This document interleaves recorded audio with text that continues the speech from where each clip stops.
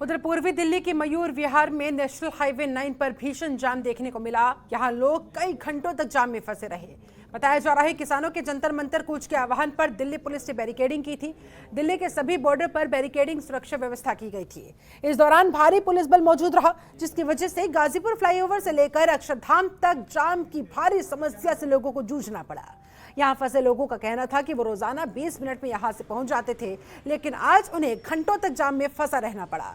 अगर रोज इसी तरह से 200 किसान जंतर मंतर पर पहुंचेंगे तो रोजाना उन्हें इस तरह की समस्याओं का सामना करना पड़ेगा और ये बहुत बड़ी समस्या उत्पन्न हो जाएगी, जिसका कोई समाधान खोजना होगा।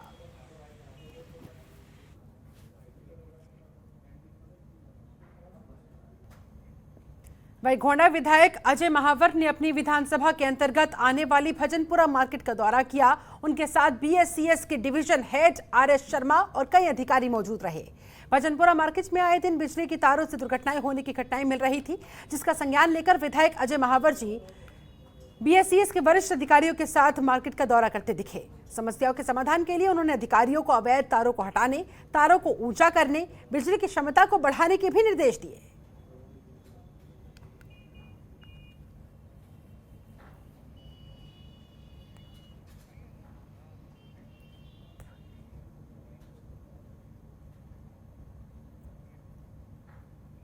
उधर दिल्ली के मदनपुर खादर इलाके में आज यूपी सरकार का बुलडोजर चला, जिसके बाद 150 करोड़ रुपए की जमीन को खाली करा लिया गया। इन जमीनों पर दरअसल अवैध रूप से रोहिंग्याओं ने कैंप बनाए हुए थे। मदनपुर खादर शमशान घाट के सामने अवैध रूप से बने इन कैंपों पर कार्रवाई हुई। जानकारी के मुताबिक मदनपुर खादर में सुबह 4 बजे यूपी के सिंचाई विभाग की भूमि पर अवैध कब्जे वाले कैंपों को हटाया गया। अवैध कब्जों को बुलडोजर से तोड़ दिया गया। रोहिंग्या मुसलमानों ने यूपी सिंचाई विभाग की जमीन पर दरअसल अवैध बस्ती बसा ली थी और इसी अवैध बस्ती पर ही बुलडोजर चलाया गया। इससे पहले खुद केंद्र सरकार ने सुप्रीम कोर्ट में कहा था कि रोहिंग्या भारत की सुरक्षा के लिए बहुत बड़ा खतरा है।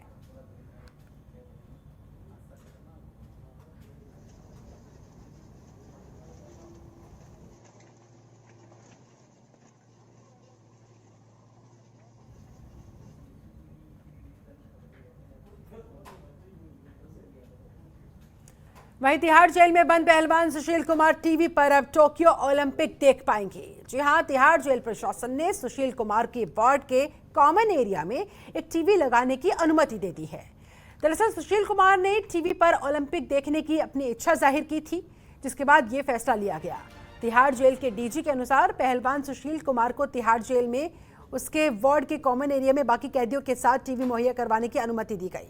सुशील कुमार के वार्ड के कॉमन एरिया में टीवी लगाने की अनुमति दे दी गई और इस तरह से अब जेल में सुशील कुमार टीवी देख पाएंगे। बाकी कैदियों के साथ टीवी मुहैया करवाने की उन्हें अनुमति दी गई थी। इसी वजह से कॉमन एरिया में ये टीवी लगवाने का फैसला लिया गया। टोक्यो ओलंपिक देखना चाहते थे सुशील कुमार। ये बात उन्होंने चिट्ठी के जरिए जेल प्रशासन में बैठे अधिकारियों तक पहुंचाई, जिसके बाद अधिकारियों की तरफ से ये फैसला लिया गया कि ठीक है, टीवी लगवा दिया जाएगा। दरअसल टीवी पर टोक्यो ओलंपिक देखने की इच्छा जाहिर की थी सुशील कुमार ने, जिसके बाद जेल प्रशासन ने उनकी इस बात को माना और जो कॉमन एरिया होता है तमाम कैदियों का, वहां पर टीवी लगाने का फैसला लिया गया है। देश दुनिया में होने वाली कुश्ती की अपडेट्स लेने की उन्होंने इच्छा जताई थी। टीवी पर टोक्यो ओलंपिक देखने की इच्छा जताई थी सुशील कुमार ने। उधर दिल्ली के द्वारका जिले में स्पेशल टास्क फोर्स ने एक शूटआउट के बाद काला जठेड़ी और सचिन भांजा गैंग के एक बदमाश को गिरफ्तार किया, जबकि बदमाश का एक साथी मौके से हथियार छोड़कर वहां से भागने में कामयाब रहा। डीसीपी संतोष मीणा के मुताबिक स्पेशल टास्क फोर्स को गौशाला रोड के दोनों छोर पर अपराधियों की पकड़ के लिए लगाया गया था।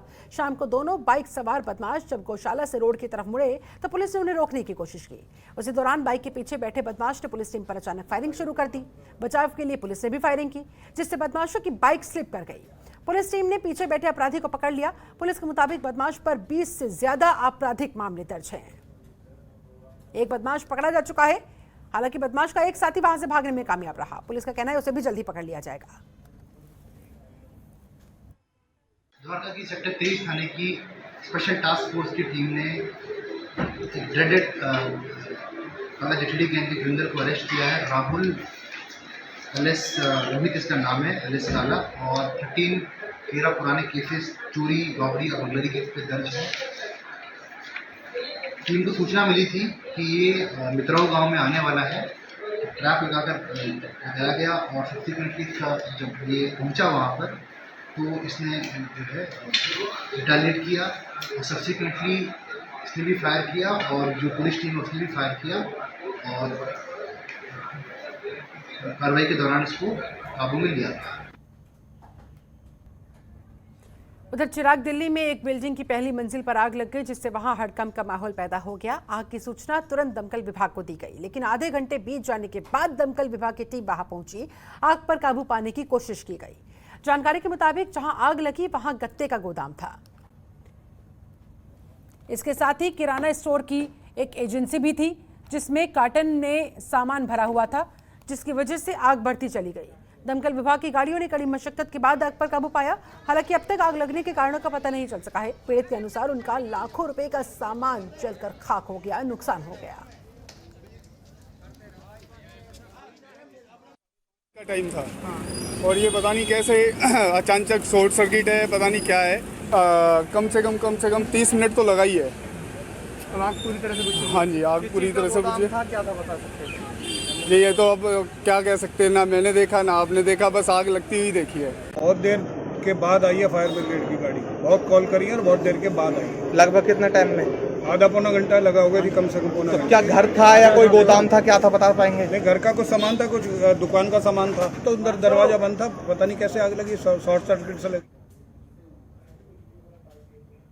चलिए, इसके साथ दिल्ली स्पेशल में फिलहाल बस इतना ही। आप बने रहे जनतंत्र टीवी के साथ। खबरों के निष्पक्ष विश्लेषण के लिए सब्सक्राइब करें Jantantra TV and press the bell icon. Never miss any update.